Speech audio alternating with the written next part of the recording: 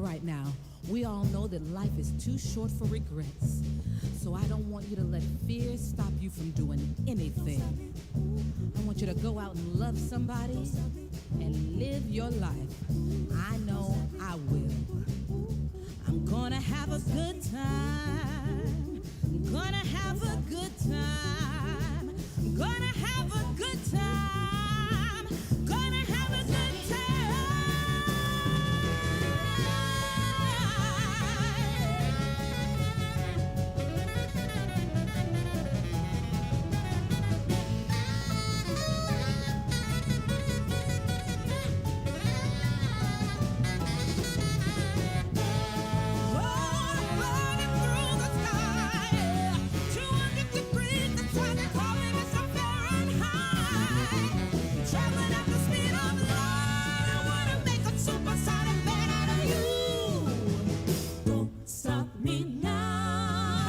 such a good time. I'm having a ball. Stop me now. If you wanna have a good time, just give me a call. I'm having a good time. Yeah, I'm having a good time. I don't wanna stop at all. No.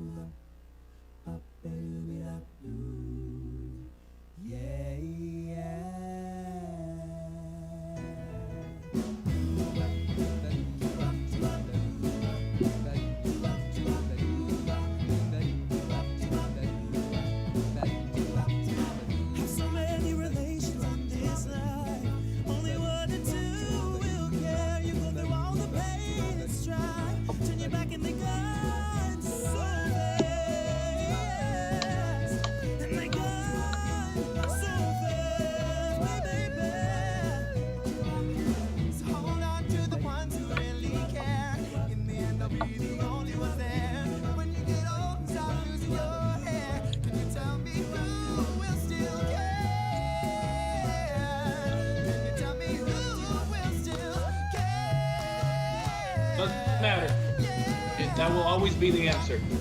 Yeah. Dealer's choice. You're the DJ for this, Jesse. This is all on you.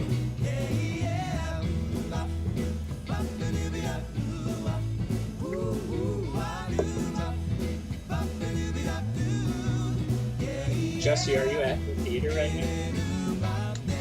Nice. Is it very like quiet and lonely in there most of the time? I imagine. Seems like it would get creepy. Is it super duper hot?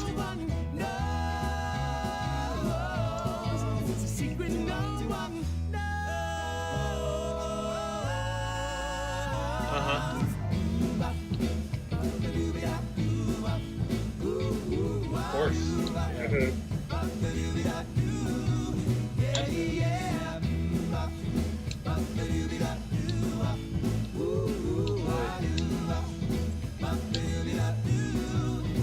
Have you ever slept over in the theater?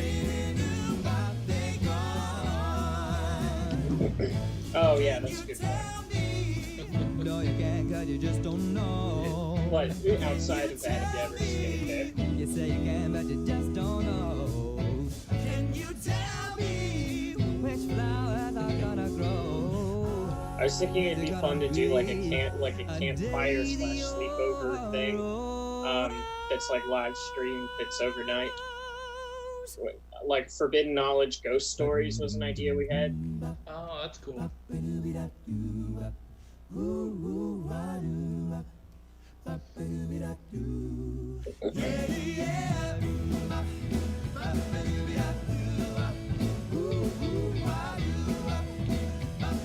Alrighty.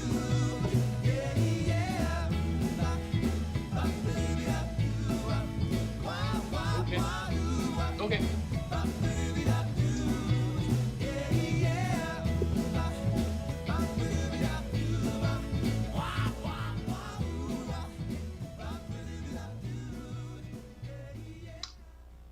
Hello, folks. This is the 6 o'clock Dad Rock Talk. I'm Corey Yes, it Barringer. is.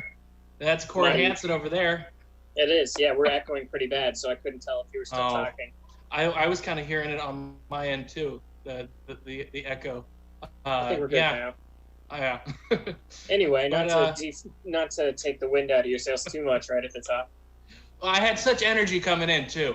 Yeah. That's, we went in with the best of intentions. But enough of that. How are you doing, Court? I'm pretty good. Yeah, just been laying around the house a lot. I played guitar a bunch this morning. Nice. Just making a sick playlist for the show right now that we're about to do. Yep. Yeah. Because basically what this is you and I are going to go back and forth with the playlist that we both made on a predetermined theme that we came up with yesterday. So the show itself, for those of you who haven't seen it yet, it's loosely based around the idea and concept of dad rock. The rock of our parents. Not even just the rock. That's just a catch-all term. Yeah. But the dated stuff. And in this particular episode, what we're going to be discussing in detail is late period favorites. These are the not always hits, sometimes hits, sometimes misses of an artist's later catalog. And I think it'll yield some interesting chats about this because they're not all good. I think some of them are gems. I really do think some of them are underappreciated and deserve to be talked about. Then others, not so much. So what are your thoughts in general about a band's later careers? Do you think that they get better with age, or do you just stick to the old stuff? I think that they rarely get better with age. I think that there's really only so many like chord combinations that people can put together. Just like an average musician in general, or even an above average musician, I think eventually you just kind of run out of like motifs, musical or thematic, and it just starts to slow down a little bit. But that's not to say that it gets bad so much as you just have to approach it kind of differently. It's not going to be the like rapid output of like high quality stuff. But that's totally fine, and that can kind of help you appreciate other aspects of that artist in a way that you wouldn't necessarily with their stuff at their peak. Like sometimes it'll be like more introspective and thoughtful than their earlier stuff, or it might be much less introspective and thoughtful, and in both cases it can be interesting. Exactly, because I think we're so quick to write off things that are self-indulgent or or introspective. For some people, they want to hear an easily digestible pop hit. But what I find interesting about in general, like when it does hit well, when a band's later career song is more, say, self-indulgent or just kind of a carefree thing because they don't have anything to prove anymore. Like they know they can put seats, put asses in the seats when they tour, so that they're not depending on a hit necessarily. Right. So it can lend itself to some interesting stuff. And there's some people that honestly their later. Actually, I will say that there's some people that their late period stuff is their best. Yeah. There's one or two on my list that definitely applies. Well, I'm very interested in hearing what those might be. So let's get right into it. Jesse, you want to roll up this first one? So we're going to be listening to short clips of songs and then talking about them after. Yes.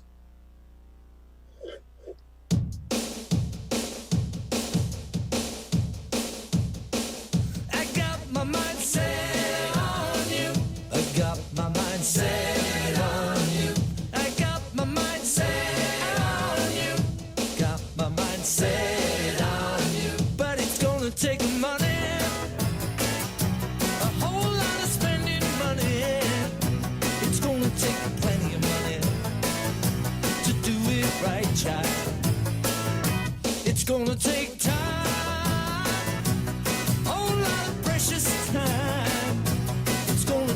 Patience and time to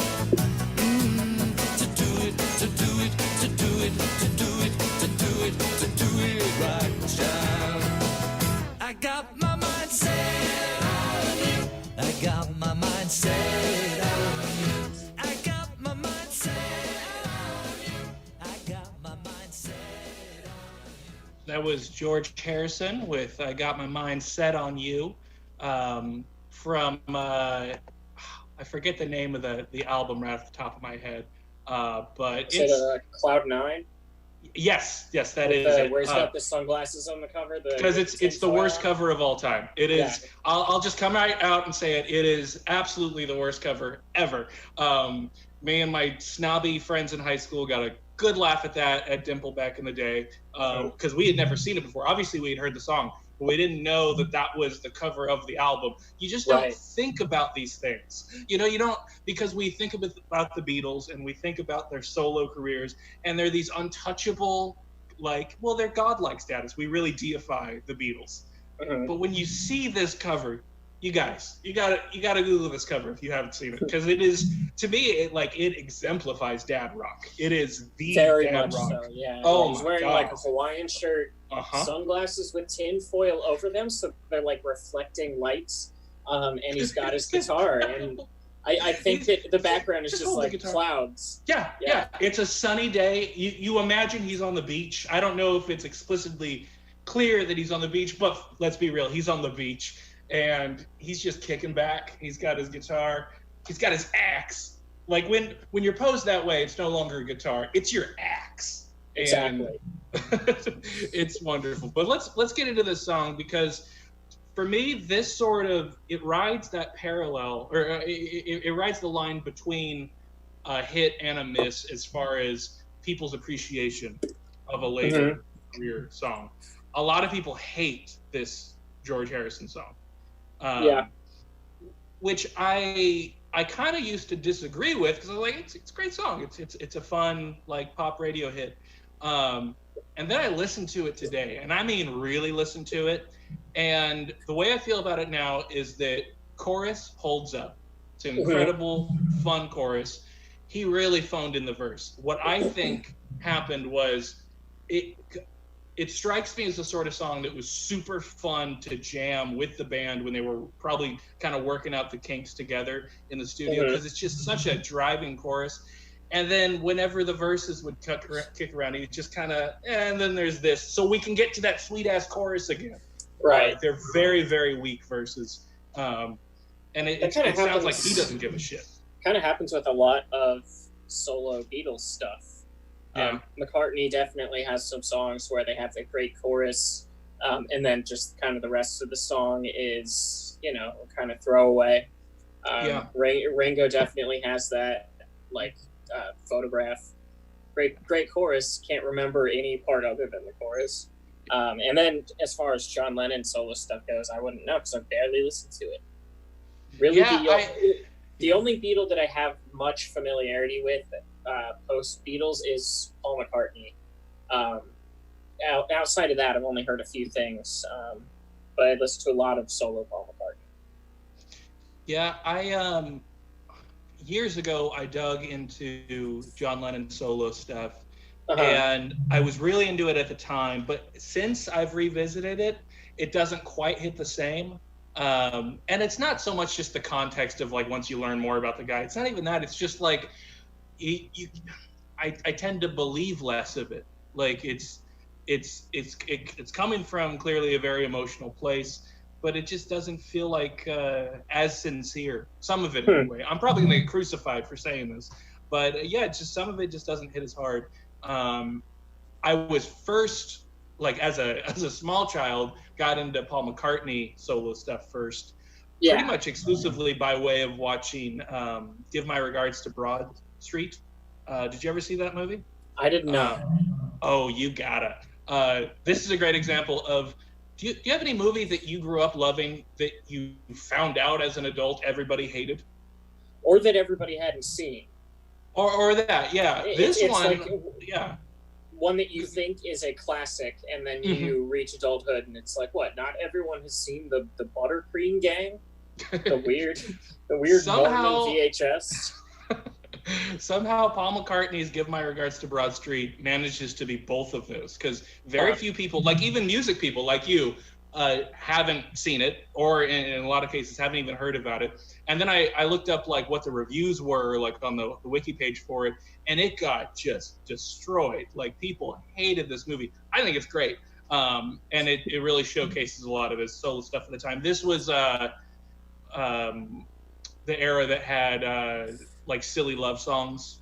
This was that time in Paul McCartney. I recommend checking it out for anyone who likes Paul McCartney solo stuff, is it's a very dark movie too. Super, super dark, but a lot of comedy. It does the same thing the Beatles did, which is, try to find that balance, which is a little uneven. But George Harrison, this is an interesting later hit, because it kind of does both for me. In general, I like it. It's good. I forgot that this song was him, and I was trying to piece it together. That voice sounds so familiar. And then I often misattributed to it, just in general, to the Wilburys. I thought it was Traveling Wilburys for a long time. But no, George Harrison. Let's hear another, Jesse. Well, we're already rolling in the fun facts, just one track in. So I'll try and dole out just the funnest facts. But this one was pretty interesting from Steven. That song was #1 single the week leading up to the Beatles' introduction into the Rock and Roll Hall of Fame. Oh, okay. So if you give a shit about the Hall of Fame, that is very interesting.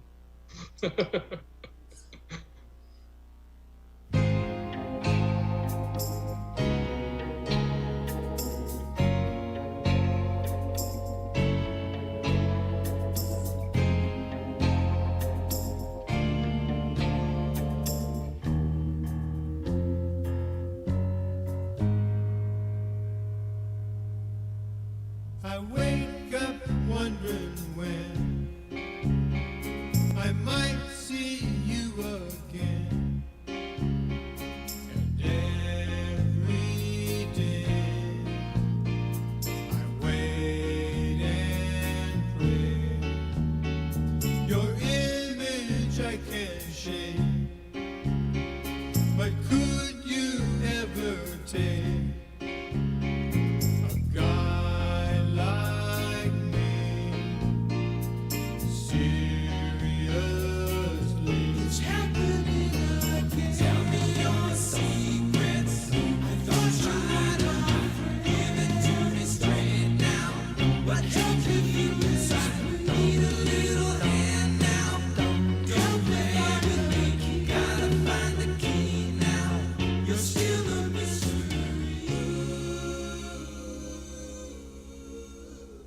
So that is You're Still a Mystery to Me by the Beach Boys, which is from 1995, I think. For people who aren't familiar with them and their story, throughout most of the 80s and into the early 90s, Brian Wilson, the main songwriter for the band, was under the 24/7 care of basically a therapist, life coach kind of guy named Eugene Landy. And he had total control over his life for like a decade. And then once he was finally legally like untangled from this guy who was like, he was basically keeping him docile on expired medication, and just kind of living off of Brian. It's a really fucked up story. Yeah. But after he was finally liberated from this guy, he had like a really fast kind of spur of songwriting, and he wrote a bunch of really, really good stuff for a planned Beach Boys reunion album in the mid-90s that never came together. And it's some of the last stuff that they recorded as a group before Carl Wilson died, his brother and the band's guitarist. But that song in particular, I think, is just so good, and it holds up against some of their earlier classic stuff. The vocals aren't as sharp because they're all entering their 50s at that point. But for a guy whose brain has been destroyed for a decade, that song's pretty darn good. Yeah, it's great. I have to agree. What really struck me about it was it doesn't feel like the 90s necessarily. Exactly. And in that same way, it doesn't feel like the 80s either. Like, it doesn't have a dated quality to it. It just sounds like a good pop song. Right. It feels almost like a standard, like you would hear other people playing that song. It has, not necessarily a Burt Bacharach feel, but like that kind of weight to it of just this is a real song. Yeah, it's a shame that album never came together, because it would have been a lot better than the country. The album they made instead was covering old Beach Boys songs, but in duets with country singers, and it's not like good. Modern country singers of the time, of the late contemporary 90s. Yeah. It's not very good. And then it kind of I think that, and we can get into this more when we eventually do a Beach Boys episode. Yeah. But one of probably several Beach Boys episodes. Yeah. It's gonna what am I trying to say? It's just that collection of songs that he wrote when he was first kind of liberated from Eugene Landy. There's a lot of really interesting stuff there, and it's a shame that it just never got to see its full potential because of conflict within the group and just pursuing other musical avenues. Yeah. But yeah, it's kind of like a little glimpse at someone reclaiming their brain from really dominating personality. Honestly, that's a fascinating perspective on it. Like to listen from that point of view that an artist would have. Are those were those released as previously unreleased demos? Is that the style they put out, or like a proper? They've been bootlegged, more or less since they were probably since the 2000s. They've been passed around the internet. A few of the songs they went back and remastered for various box sets and compilations and things, but the full collection has never seen a comprehensive remaster, and it's not likely to, because the rights are pretty up in the air as far as who has the rights to those demos. So we'll see if they ever get officially released, but they're pretty easy to find. It's just the Wilson Paley.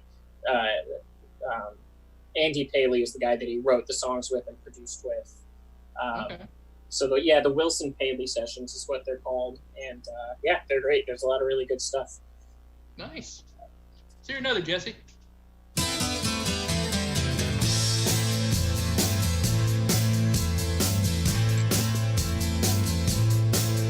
Well, you can't turn him into a company man.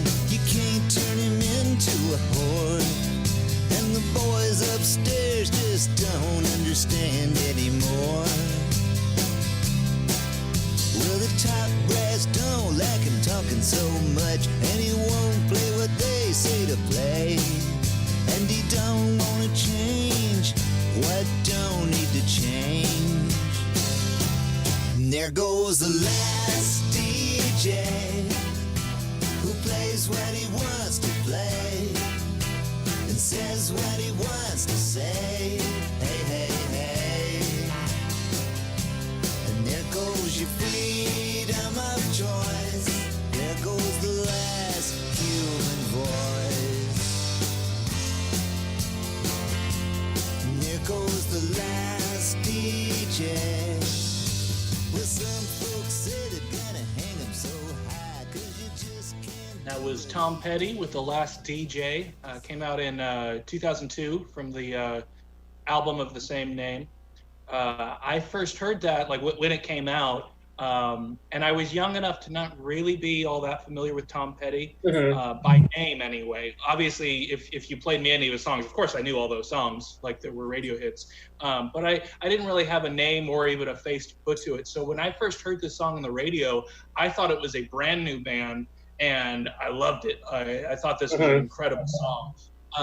I was particularly really struck by whatever vocal effect they have when he hits into that chorus, that sort of compression that like just really puts you front and center. Yeah, I just think it's a great song that I think should still be getting the radio play that Free Fallin' does, because I think it's as good, if not a much better song than Free Fallin'. And I seem to recall it getting a fair amount of radio play when it came out, but it didn't seem to have the lasting power. It does kind of have like a 90s or even early 2000s, almost like slackery sound to it. Yeah, like it sounds kind of like an alt rock. Yeah, exactly. Yeah, there's some artists like Tom Petty and Neil Young that were able to transition to kind of the rise of alternative rock, I think, in ways that other artists were less successful at. And I think, and this is guesswork for the most part, but I would imagine a lot of that has to do with probably a genuine appreciation of those bands as they were coming up. Like, I can't imagine someone like Tom Petty turning their nose up at Pavement. Probably heard Pavement was like, this is pretty fucking cool. Like, this is, like, these are some kids that are such capable players that they can almost pretend to not give a shit. Right. Because to me, that is what good slacker rock. I don't care for that genre term very much. Yeah, when it's done well by guys like Steve Malkmus, it's that they're so good it sounds like they're not trying, but they really are I know trying. what you mean. You know, I feel like too many local bands took the slacker moniker and ran with it. But what a tangent we got off on there. What do you think of Tom Petty in general? I don't actually have a ton of familiarity with him outside of the hits. I know that he's someone that I need to look at again and understand the context a little bit more, because he's from Florida, right? Something like that. It's like South for sure. And then they made the move to LA. I watched the very long, wonderful Heartbreakers documentary a couple years ago. And that's really what most of my knowledge comes from on him. And that is very minimal, the knowledge that retained. I'm kind of in the same boat you are, as far as I know and enjoy all the radio hits, but I've never actually sat down and listened to a full album. I'm sure I would enjoy it, because I've really enjoyed every Tom Petty song I've ever heard. And the movie is fascinating. It's 2 parts, and their story is really an interesting one. Yeah, I dig Tom Petty.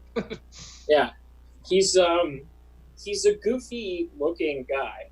Oh yeah, goofy and sounding too. Just as conversational. It's wild how popular he was at his peak. That people were on board with that. That's pretty interesting. Because you didn't really have weird guy singer songwriters that much. Yeah. Not like the kind you would get in the 80s and 90s at least. They were still. Yeah. Do you kind of get what I mean? Just as far as a weird looking guy, you have Lou Reed and Bob Dylan. I totally get it. Yeah. Yeah, I think what sets him apart though is like maybe why it worked is he wasn't quirky weird looking, he was cool weird looking. Like there's Yeah, a he certain looks like a coolness skeleton. in the same way as Lou Reed. Yeah, Lou Reed. Yeah, like you know, it wasn't the sort of new wave weird. If that makes sense, you know. Even it's though like, he kind of does predate on like new wave a little bit. oh yeah. Especially with the singing style. And Yeah. someone actually, I can't remember where I saw this, but someone put him in the same like generation and category of as the Ramones, saying that like he's not from New York City, that's why he doesn't have a similar sound. But just as far as that generation of people reacting to What's happening? to rock music, but also like early '60s pop music as well. I guess so. And 'Cause, kind I mean, of there's like Blondie. reincorporating that stuff. Yeah. Because if you make the jump from like Blondie to the Heartbreakers, like that's not so strange. Exactly. That's kind of around, you know. Okay, yeah, that's interesting. I could follow that. That's kind of what made me want to check him out and see if I can get a deeper appreciation of him. Yeah. I think they're another one of those bands that, like, as a musician, you can certainly appreciate just how tight the band is. Mm-hmm. I always just I dig watching a band that you know could like follow each other with their eyes closed, just because they're so tight. I like units like that. So that's I always enjoyed seeing what live clips were on the documentary and stuff. Mm-hmm. Let's hear another, Jesse.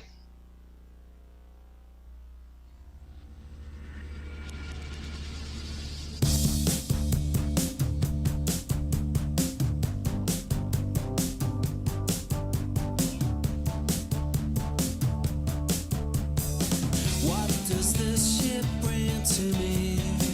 Far across the restless sea, waiting for the siren's call. I've never seen it here before. There she plies a lonely train, cutting through the breaking waves, drifting slowly from her course. She is lost forever. I won't desert you. I don't know what to say. I really hurt you. I nearly gave it all away. I got it all, 'cause you are not the wrong one. And I don't know where to turn when you're gone. When you're gone.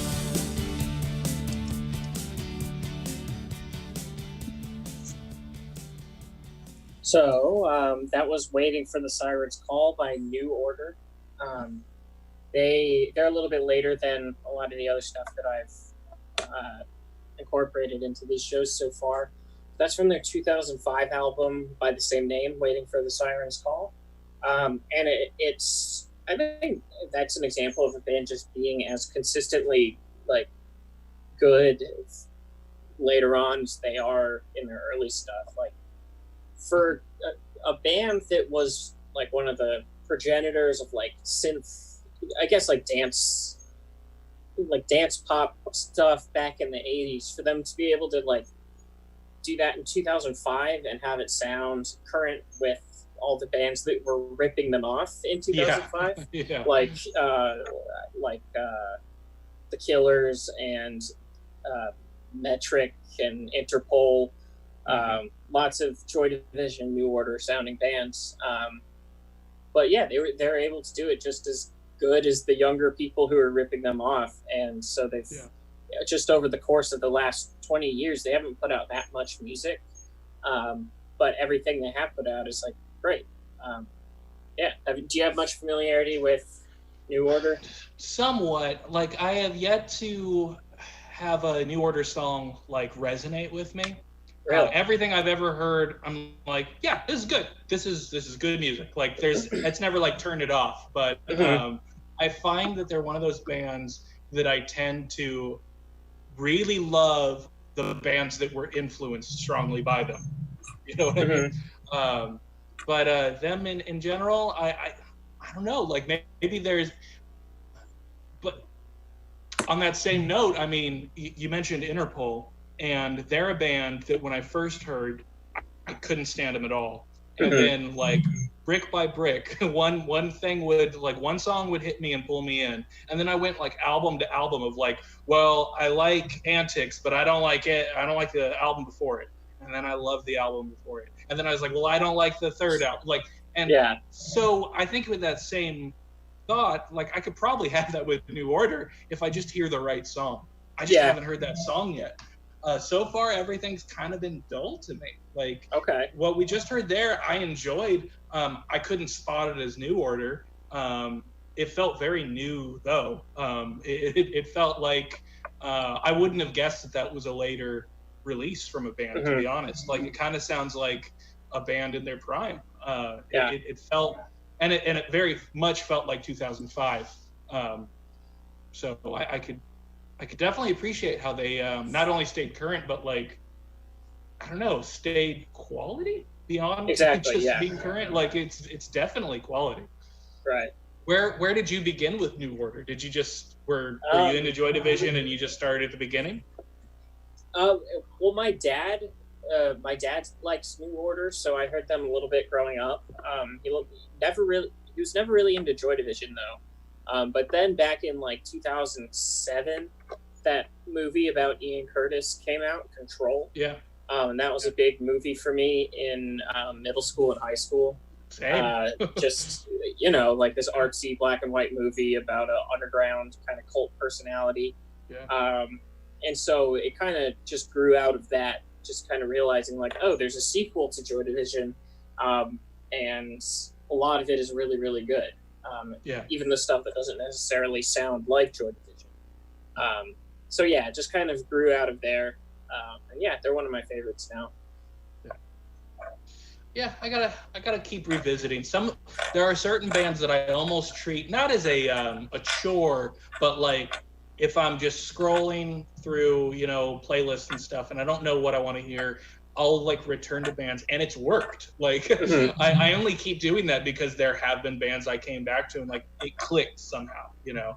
Right. So yeah, I think they're one of those because you can't deny the influence. So many bands I adore put them on the pedestal. So there's got to be something in there. Like, I know I'm wrong. Let's hear another, Jesse.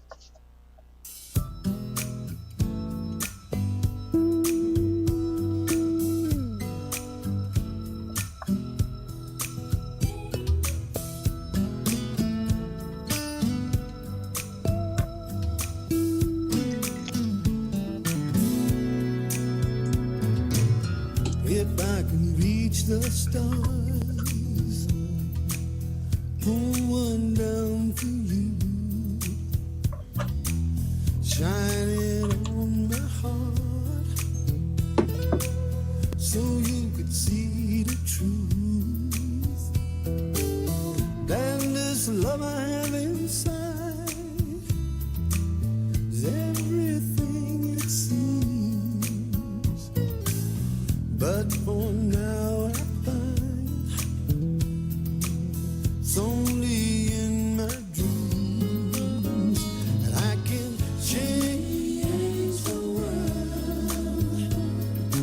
I'll be the sunlight in your universe.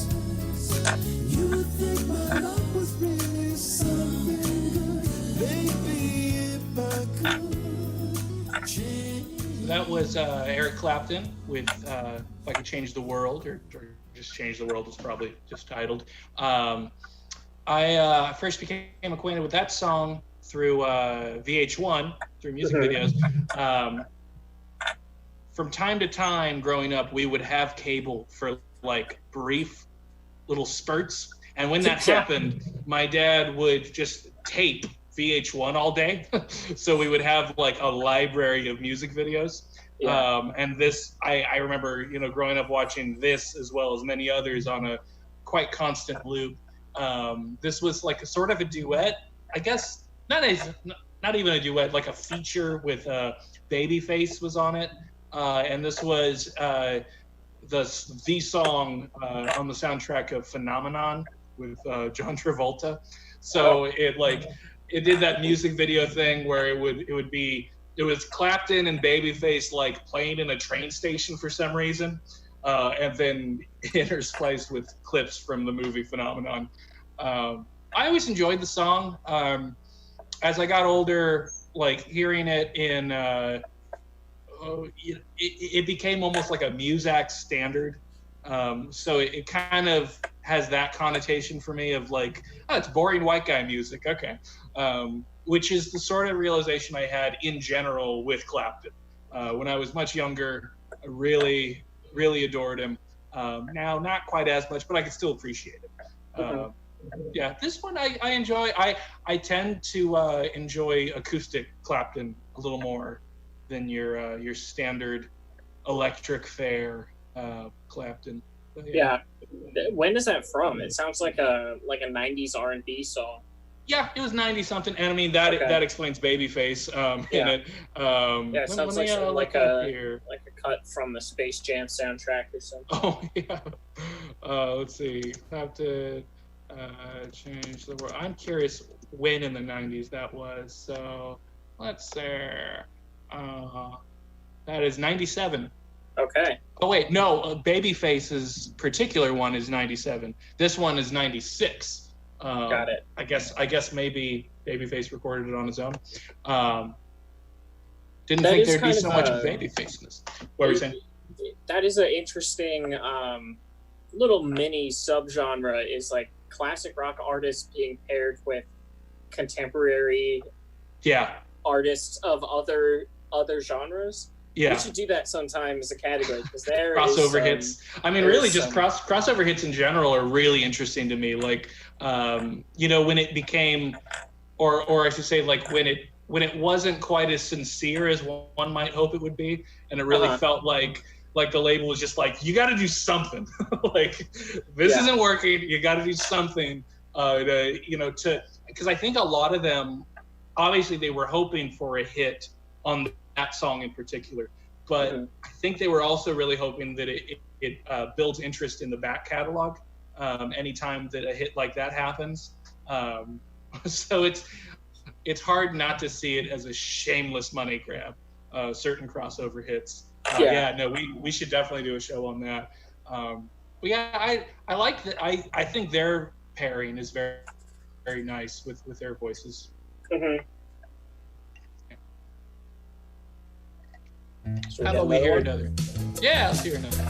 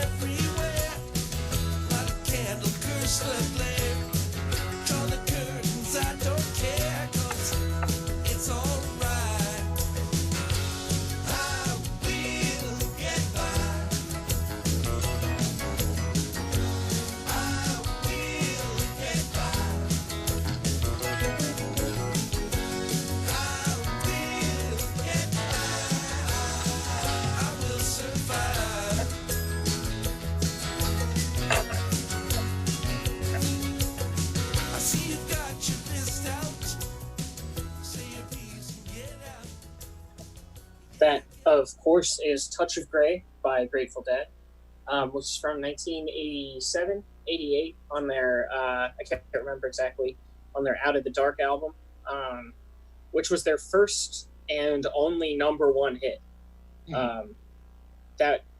Which came, 25 years into their career after they were seen as like pretty washed up by that point. Like they still obviously had their dedicated fans, but like their albums weren't, selling out, weren't selling like crazy or anything. But that just kind of, as a fluke, that song became a hit single during peak MTV days. And have you ever seen the music video for it? Oh yeah, where they all turn into skeletons. It's great. It's like I love it. Yeah, just puppet skeletons is awesome.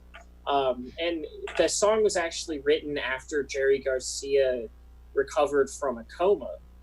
He went into a diabetic coma because he just like he was addicted to heroin and he wasn't taking care of himself, so he's just like eating like garbage, and he almost died in that coma. But then he like came out of it having gone through withdrawal and stuff, and they had the biggest hit of their career, and it really like revitalized them for like a 7-year period or so, where they were like at the top again, or at the top for the first time. And because of that, the song gets a lot of flack for being like posers.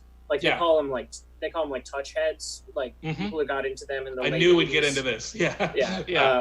And like that it's weird because some of that is some of their live peaks are during that period, but also some of their like lowest points, like people were getting killed at their shows because all the like shithead like bros that got into them because of Touch of Grey were crashing the Grateful Dead shows and would like crash the gates, and like people would get trampled and would die, or they'd overdose, or like police would. It was bad. So it's interesting that song would change their careers and lives so much so late in their careers. And it's also like just the song itself is a great encapsulation of that period of the band's live show too. You've got like Brent Midland was their keyboardist at the time, and there's that kind of keyboard lead.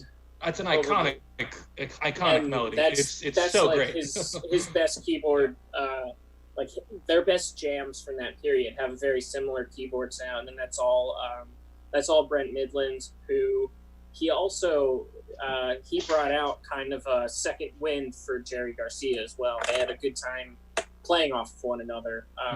And he said that it was like Garcia said that it was like his favorite period was when they had Brent in the band, but then Brent overdosed. It's sad. I didn't know that. Because he was always really self-conscious because a lot of hardcore Deadheads didn't like his singing voice. He almost sings like Kenny Loggins when he sings lead. It's got a very kind of like soulful, like almost corny, but still good voice. And he always felt kind of insecure about his place within the Grateful Dead. Like, is he a real member? Is he just filling in like someone else's spot? So shitty. And so he overdosed in like 1990 or 91. And then that's when Garcia started to relapse again, and he died in 95. So it's just interesting that song would come out of that period because it's such a good, catchy song. It is.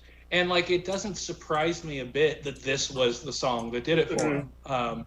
Because, I mean, to be honest, nearly every other Grateful Dead song that I've heard, which admittedly is few compared to some, nothing, even the stuff I absolutely love, I'm not like, this is a hit. Like, it doesn't make sense as a hit. And I'm talking studio cuts, because I'm way more familiar with albums than I am live stuff. So, like, I've heard the whittled down what would be something that you'd present to a radio station, and none of those were hits. This is a goddamn hit. Like, it's so clearly such an amazing hit.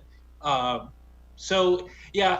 on the subject of like, posers and stuff with it, like, that's a bummer to me. It's a bummer that's even, I mean, I guess it's still kind of a thing, like in circles of Grateful Dead community, right? Yeah. Because it seems like I just heard something about that. Just like, I don't know, the idea of turning your nose up at someone who loves the same thing you love is so bizarre to me. I think that the issue though was that it was people who were showing up to these. That is the shittiest. To a scene that has a history and has practices and ways. They were of keeping pissing on each a culture. check. Yeah, and so it was just like these, like frat guys would come into this and just get like really fucked up and would like start fights and ruin things. Yeah. And so that came to be associated with the people who got into them through that song. So I see kind of both sides of it, because the Deadheads are like the most welcoming people in the world. So new fans aren't the issue.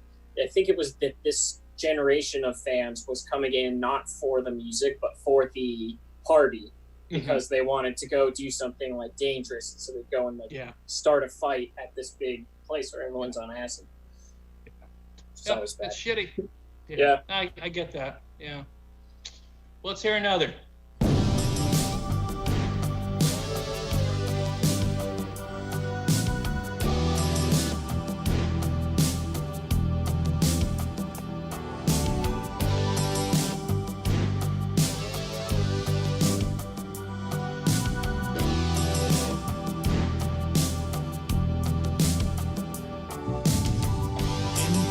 Distance, a ribbon of black, stretched to the point of no turning back.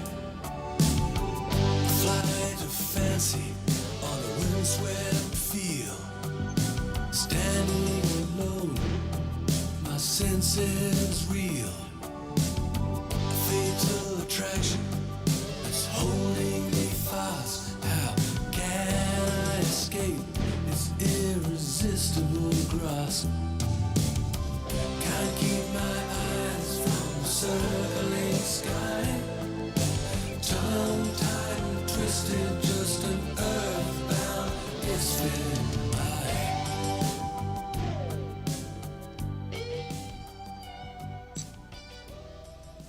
That was Pink Floyd with Learning to Fly off of their 1987 album, A Momentary Lapse of Reason. This is the most dated Pink Floyd album that there is. This is their 80s album. And to their own admission, like it's dated to a fault because they used all the gadgets that were like not just readily available, but like absolutely cutting edge new, like not even released to the public yet. So to them, it was just like, we have this privilege to use all this stuff. Let's use it. And it doesn't hold up in the same way as far as, you know, you can't listen to it without that context. But I love this album. I think it's a great album. This was the first Floyd album after Roger Waters not only left, but attempted to sue Pink Floyd into oblivion. His feelings were that he was Pink Floyd and that if he's left, Pink Floyd should not continue. So this album was made on the back of an ongoing court case. So there's that going on. And what's most interesting to me about the album is David Gilmour's use of lyricists. I find that there's almost something too precious that we have about songwriters as almost auteurs. Like they have to write everything, otherwise it's not good. David Gilmour is a guy who understands, look, I'm a brilliant melody maker. I can work in, like I can figure out how to make lyrics work, but I need to bring in help. So he brought in help, and it's some fantastic lyrics on this album. Like you could read the liner notes as poetry, and I know that because I have. It's wonderful poetry to just sit and read. And I think it's a great album in general. This is a beautiful song. Yeah, I'm not very familiar with that album. I don't think I would have been able to figure out that was Pink Floyd. I've heard that song before, but I assumed it was like Tears for Fears or something. Like some. Yeah, it kind of has that feel. I didn't realize it was Pink Floyd. I loved them in 7th grade, Pink Floyd, because I was able to, you know, when I was redoing my wardrobe for middle school at Kohl's. There you go. To get Jimi Hendrix T-shirt, AC/DC. You got your Dark Side, your Animals, and the dark Side of the Moon T-shirt, and so that determined my musical taste for like 6th and most of 7th grade. But beyond the hits, I was like just a total poser for all of those. It wasn't until relatively recently that I started listening to their earlier stuff, especially. Which I had no familiarity with. I pretty much only knew stuff from Dark Side of the Moon onward. But then those first, they have like 4 albums before Dark Side of the Moon, and they're all weird, more than 4. And they're all different and very they're all different. Good. Weird. I can't wait till we do our Floyd episode because I'm the biggest Floyd fan you'll meet. And they're such an interesting like full trajectory, like how varied they are that people don't even understand. Like I've shown those earlier songs to friends who thought they knew Pink Floyd, and they're definitely a band that we deify to the point that we forget they were just a rock band. Like they're a rock and roll band. Like they have early stuff that's just so heavily blues rock, but we think of them as untouchable prog gods. But they're just a band, but just a fantastic band. Yeah. The thing that made them unique, I think, is that they came from like an art school background, not from like a garage rock or working class background. They were a little more, I guess, privileged is the word. They were middle class. As a result, they were able to kind of experiment in ways that a working class musician might not be able to. And, we can get into the nuances of 1960s British social stratification, but I don't think we have to.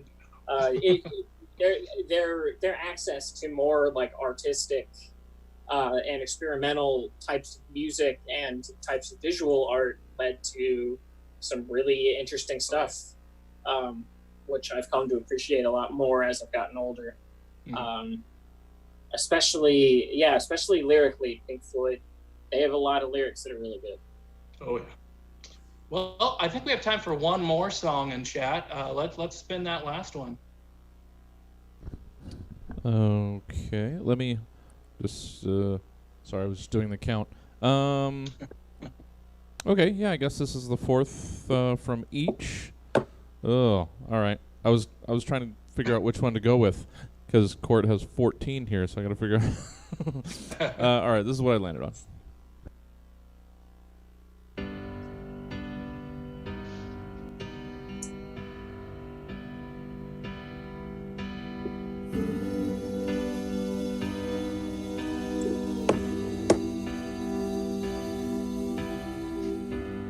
I'm still here, but yet I'm gone. Oh, come on, yeah. I don't play guitar or sing my songs.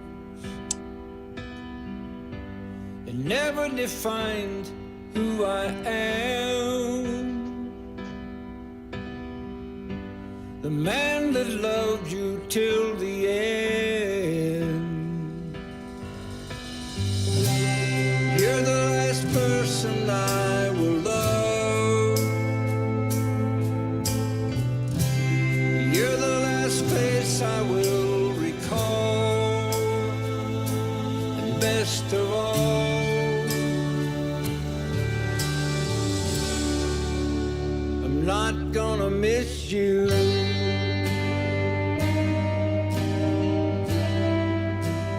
Not gonna miss you. So that's I'm Not Gonna Miss You by Glenn Campbell. And a hearty fuck you, sir. Yeah. God, one of song. the saddest songs ever. Yeah, easily. So Glenn Campbell is great, just a legend of country music and country pop as well. He was at the forefront of like crossover country success. And just early rock and roll, like people forget like his instrumental rock and roll albums. Yeah. Like they're just And he was one of the Wrecking Crew, just a really great guitarist, one of the best finger pickers like ever. He played on, all those just like classic 60s albums, Simon and Garfunkel and Beach Boys and all these good things, but a really good solo artist in his own right. Worked with a lot of good songwriters like Jimmy Webb. But that song is from like 2013 or so. Something like that, yeah. It's fairly recent. It was after he got his Alzheimer's diagnosis, and it was written for the theatrical release of a documentary of his last tour, where he's really, like we're gonna see something that. No, I don't need to go there. Okay. It is one of the most heartbreaking documentaries I've ever seen. Yeah. Because you're watching the crumbling of a man. Like, no, it hit me in so many places. And like the main lyric, "I'm not gonna miss you," comes from something that he said. I can't remember who it was to, but it was like in that documentary. It's just like an offhand kind of remark where he's like joking about his Alzheimer's. He's like, "What are you sad for?" Like, "I'm not gonna miss you. Like my brain doesn't work." So what I'm saying is Joe Biden could use that as his campaign song going into November. Oh man! But he's even to the end, he had such a strong singing voice. Oh yeah, yeah, and just a strong musical sense that was so ingrained in him. One of my favorite moments in that documentary is he's on stage during a concert, and he has the whole front of the stage is lined with teleprompters. So wherever he's wandering on the stage, he can know where the next line is going to be. And at one point, and then they also write notes for him as far as stage directions. And he reads them out loud at one point because he's singing the part of the song, and then he just says, "And now pick for a while, Glenn." And he's like, "Okay." And then he just starts soloing. But it's just this, heavenly, like, jaw-dropping shredding. It's not just soloing. He is absolutely a maniac on the fretboard.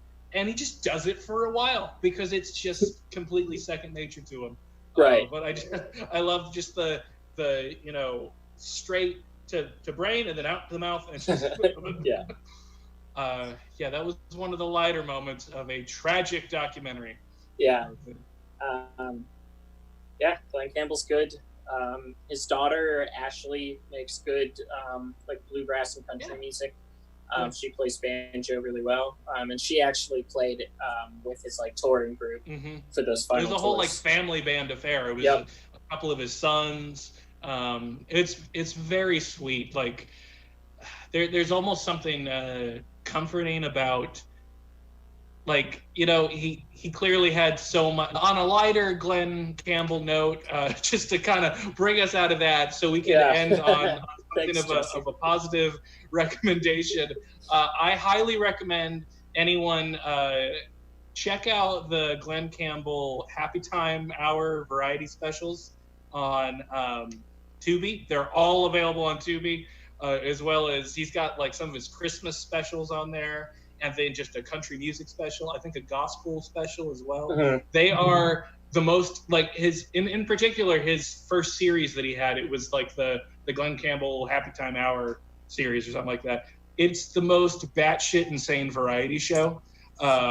It's Rob Reiner is a writer on a lot of it. Oh, that's awesome. Like this was in that golden age of variety television. So you got all these great comedy writers and just a slew of amazing, guest spots because those people were just, hopping from studio to studio, in a day's work, just doing a bunch of these sort of, all right, I'm going to do this silly Italian waiter sketch, and then I'm going to go over here and be on a gondola. Show, and then I'll do a duet with Emmylou Harris, and then over to. And the banter between on the duets is wonderful too, because like how it can go from the scripted stuff, which is wonderful in a cheesy way, right into unscripted dialogue. It's them like almost acknowledging how crazy it is that we have a show, that they're like paying us to do this right now. There's just some wonderful moments like that. So yeah, absolutely. People should go check out Glenn Campbell specials on Tubi. And with that, I think that's our show this week. I hope you guys enjoyed it. We're going to be back next Thursday at 6 o'clock for more Dad Rock Talk with a concept that we have yet to decide upon. Maybe we'll have a guest yet. I don't know. Maybe that'll be our first band episode or something. We don't know. We'll let you know when we know. Please follow us on Facebook event pages through Stab. We give you all the links through that. Have a good night, guys. Cool. Goodbye.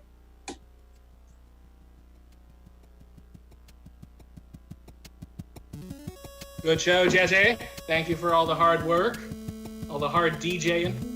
Yeah, fun times. Well, have a wonderful night.